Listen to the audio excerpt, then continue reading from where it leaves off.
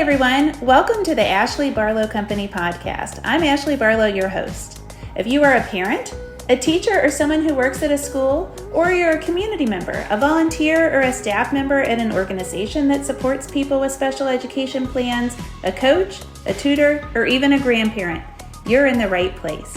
Sit back with an ice cold glass of lemonade, put on your walking shoes and grab some headphones, roll down the windows and cruise. Ready, set, go. Educate, advocate, collaborate. You don't have time to do anything. I completely understand. I don't either. I had to come to Key West to write the next course that I'm building because there are so many distractions in the life of a parent of a child with a disability. You might be driving to tutoring. You might be scheduling the doctor's appointments. You might be running from grocery store to grocery store to get the yogurt that your child has to have every morning. I completely understand. I'm right there with you. That's why I've made my special education advocacy lab concise but thorough. If you buy the entry-level just video portion of the lab, you get about 6.5 hours of content. Now think about that. That's less than a work day. You could work out, watch the lab, have a really nice lunch, and do it all for the cost of one day's babysitter. You also could do it over the course of 1 week in the evenings or in the morning. Or you could take the time to watch one module per week, less than an hour a week for 10 weeks. The course comes in 10 modules, and each module is between 35 and 55 minutes. Easy to access, easy to download, easy to watch anywhere. I want you to join the Special Education Advocacy Lab, and that's why I make it so easy for you to get the content. Welcome back to the Special Education Advocacy Podcast with Ashley Barlow. I'm Ashley Barlow, and I'm so happy you're here. Today, I want to talk to you about the easiest advocacy strategy that you can employ. There is one thing that you can do that is super easy and maybe the most effective strategy I have in my toolkit. And I want to share it with you. I want you to know how this super easy strategy can work to your benefit time and time again. Are you ready for it? Here's the strategy.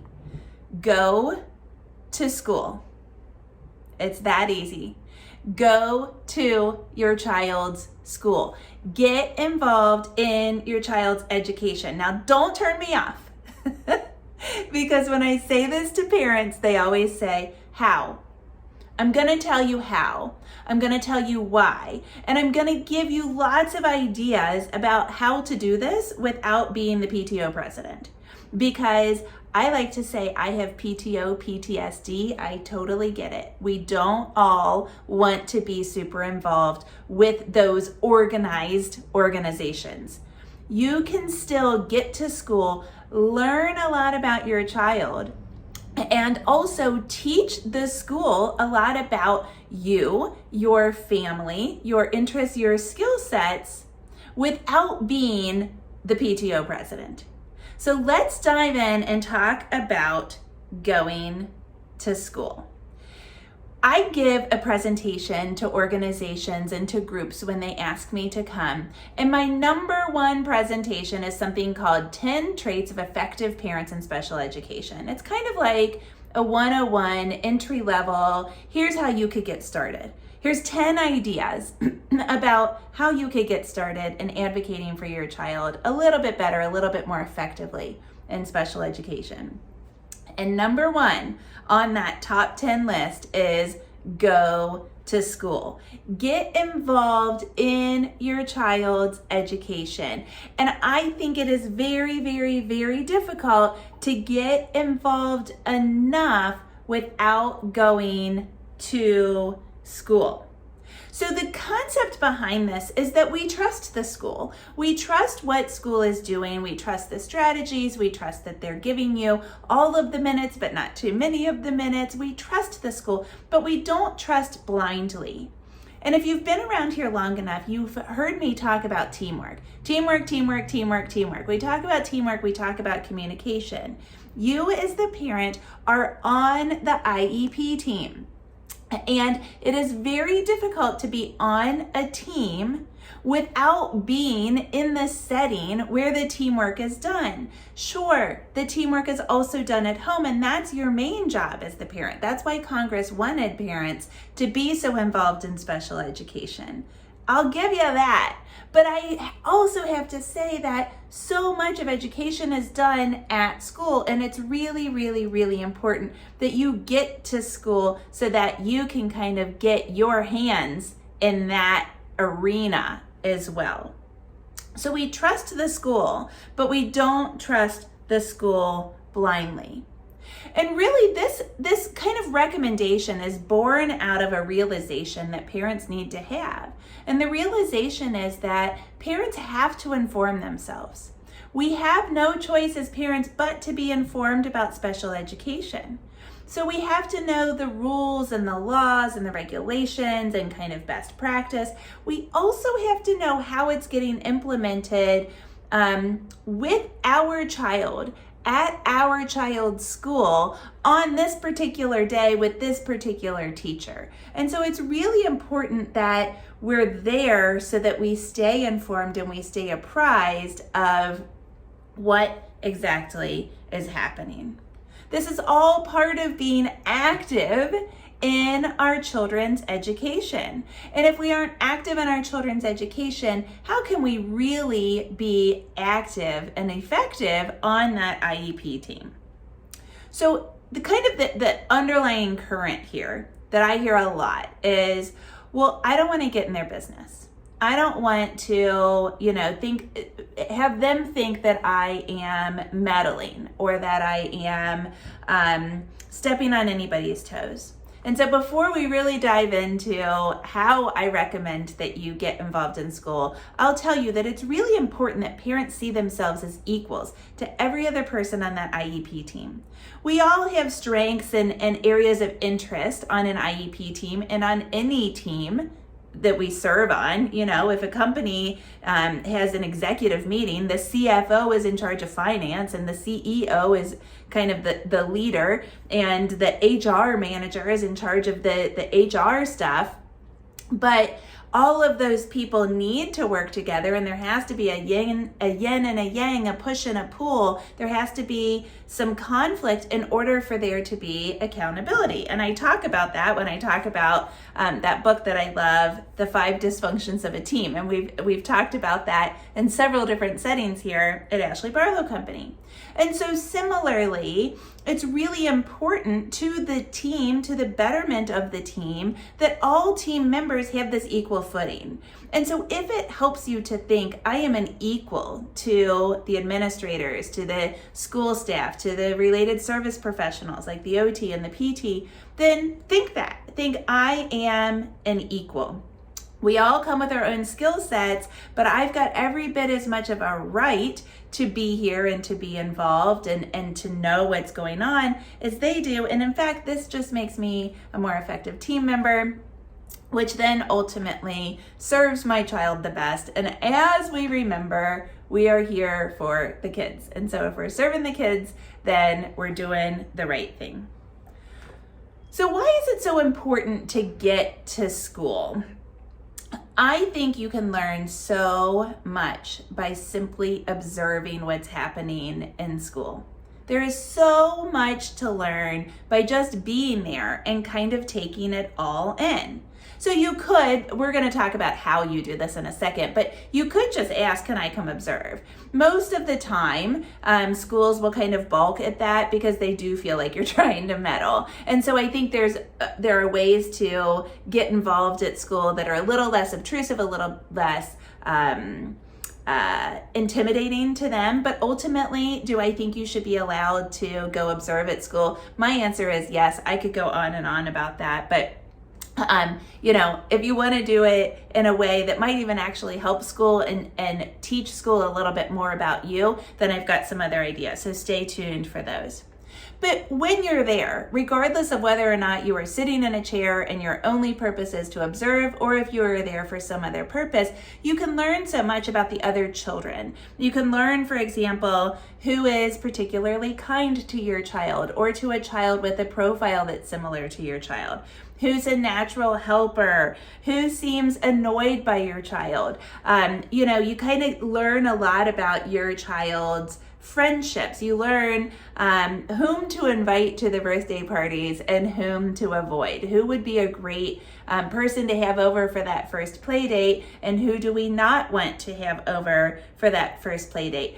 About whom can I talk with my child to learn more about my child's day? Oh, did you play with Johnny today? Well, that's really exciting, because you now know a couple of names and you know kids that might gravitate towards your child. You learn a lot about the teacher and the teacher's strategies and kind of practices. So is the teacher organized or disorganized? Is the teacher kind of tough? Or is the teacher too lovey-dovey or very lovey-dovey? And that's the perfect profile, perfect personality for your child. So you learn, kind of what kind of teacher personality we're working on, from a discipline standpoint, from an organization standpoint, from an anxiety standpoint. There's so many different things that you can pick up on the teacher. You can also learn about the teacher's strategies, the teacher's pedagogical kind of insight. So how is the child modifying? How is the teacher modifying? How is the teacher interacting with the support staff? If your child has an aide, what's that dynamic look like? And how is the teacher working specifically with your child? If you're lucky, you can catch a little bit of specially designed instruction happening, and you can see even how they record data. I had a parent that came to me several times with, I know there's a problem. And I said, well, get to school. You need to get there and you need to observe. And this parent called me a couple of weeks later and said, the data goes on Post-it notes, and there are piles and piles and piles of Post-it notes. I don't think they ever hit a spreadsheet. And I was like, okay, that's something we can do something with. And she wasn't there to spy. She was really there to help and to get involved and to understand what was going on. I mean, that was definitely one of the motives. And in doing that, she realized that the data wasn't getting recorded in a way that was driving instruction, and that really helped her to then advocate for change. And there some really good change did happen. We can learn about the teacher's assistants and how the teacher's assistants are modifying work or supporting children, or otherwise it might be the negative of that. I remember one time I was working in the library. Our school used to offer an opportunity to work in the library once a month. And Jack was just he was little, but he was just kind of like rubbing a little girl's hair, and the little girl did not seem annoyed at all. And the teacher's assistant kind of prompted him to stand up, and he took a walk out one door, around the other door, and came back in and sat down. And I thought that was a big consequence or a big strategy to use, because he was actually really paying attention to the story. And so what I suggested was, could we give him some other kind of fidget so that he's not bothering somebody else and he's not intruding on somebody else's personal space, but so that he can continue to listen to the story, because listening to the story was what he was supposed to be doing. He just needed something sensory soothing in order to do that. You kind of learn the vibe of a classroom too. I have been in a lot of kindergarten and first grade classrooms where I have suggested to parents, we cannot be in this classroom because it is too chaotic. It's noisy during centers, it's noisy, it transitions, and that is not going to serve this particular child well. I've been in classrooms that have been noisy and chaotic, and I've said, this is great because we've got a noisy, chaotic child that kind of thrives in this ability to move when he needs to, and that kind of thing. So you learn about the vibe, and sometimes you get the vibe literally by walking through the room, by walking through the hall, walking past the room. I always kind of check out the next grade level in the spring as I'm walking through the school and think, which teacher do I think would work out great? I've never requested a teacher, but I would if I saw a vibe in a classroom that I thought, that's not a great vibe. And then you also learn a lot about environment. So one time I was at an IEP meeting and I happened to see the nurse's office. And later there was an issue about a child going to the nurse's office. And since I knew where the nurse's office was, I asked where the classroom was. And it turns out that they were really, really close to one another, just kind of catty corner. And what we realized was that the child was going to the nurse's office because it was kind of like he could see it and it was a great place to escape. So he would come up with a headache or with something like that in order to get out of work, in order to escape some kind of task. And so we needed to start taking some data on when he was going to the nurse, what ailments he complained of, and that sort of thing, so that we could really get to the heart of it. But if I didn't know that the nurse's office was something he would see and be like, oh, almost like squirrel, I'm going to the nurse's office, then we would have approached that differently. So just being there taught me that he was at the nurse's, that he was close to the nurse's office.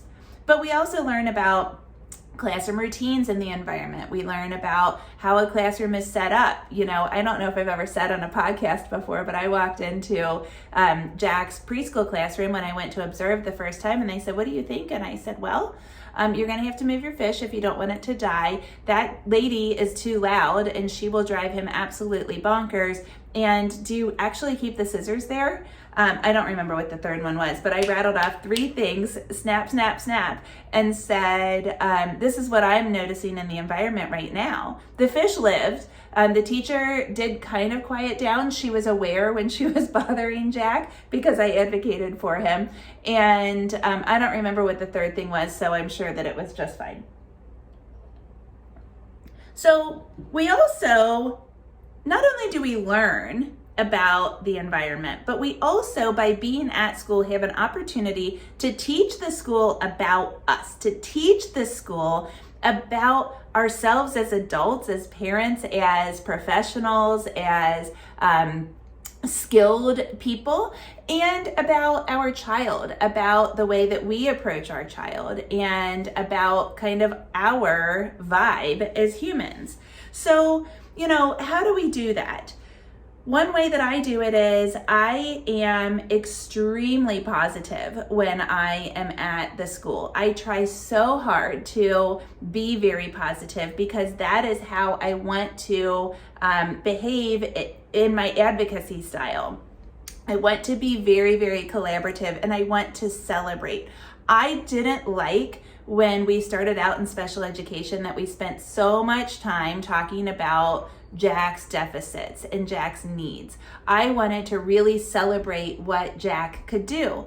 And so when I get to school, particularly when he was young, he would show me something. I would go to volunteer and he would bring me something. And boy, would I ever make an appropriately big deal about it. Oh my gosh, look at your J. I love that J, Jack. You are doing such a great job. I think maybe next time you can write an A. And I would be very, very positive so that they saw that at our house, we celebrate the accomplishments and we also expect continued progress. And so I really kind of modeled this celebratory thing. And I do that in emails too. I really had to model it during our preschool experience, which was not particularly positive in all ways. I also think you have an opportunity when you get to school to model what you know. And it might not just be what I know about special education, because you might say, Ashley, I know nothing about what should happen in a school. But you might know about something creative. You might know about something that's particular to your child. It might just be interpreting something that your child says if they have a speech delay. But somehow, some way, you can use your strength in helping the school. So you can use your particular skill set to help the school. So whether or not it's teaching them about your child, your family, your interests, yourself, your skills, all of that stuff happens kind of in the background. It happens ancillarily because you are at school. So it's not really even a motive. It's not really even something that you need to think about. It happens secondarily simply because you are there, you are at school. And if you're a little bit conscious of it, it's going to happen. So it doesn't have to be obnoxious. And believe me, I did have one client that I talked to about this, and it got really, really over the top really, really quickly. And I had to rein this person in and say, I didn't mean go every day or go 4 days a week. Because that might start to drive the school crazy, and they might start to institute rules saying you can't come at all. So how do we get into school? How do we get there? I actually had a question about this because I mentioned going to school in a recent podcast, and somebody sent me a message and said, how do we get there? And I think there's lots of ways that we get there. The most obvious and probably the easiest is to volunteer anytime, any place, anytime they offer for you to volunteer, if your schedule allows it. And listen, I work full time. I obviously have 2 jobs. I have other children. I have my own interests. I have to exercise and all of those things. So I totally get it. It is not easy. But it is so important that I do think you should prioritize it. So this is something that I do, and I knock other things off of my to-do list because I think it is that important, and I really encourage you to try it and see how it goes for you. So how can you volunteer? Your PTO or PTA, of course, that's your Parent-Teacher Association, might offer opportunities for you to volunteer. They probably do some kind of big school festival. You can work a booth there. They probably do some kind of like science fair or art fair or writing fair. There might be a wax museum or a science fair that you can work at. You can do the book fair. You can maybe go in and be a library volunteer or serve lunch. Oh my gosh, do you learn a lot serving lunch? I really do not like to serve lunch, and so my husband serves lunch, and he does it once a month, and he has learned so much about other parents because you stand there and you talk to other parents, about the teachers because they request, they come through the line or they have a special salad made or something, so he knows, stuff about the teachers, and most importantly about the kids. Serving lunch is huge. So maybe you're serving lunch, maybe you're working at a festival, something that the PTO oftentimes has an opportunity for you to volunteer.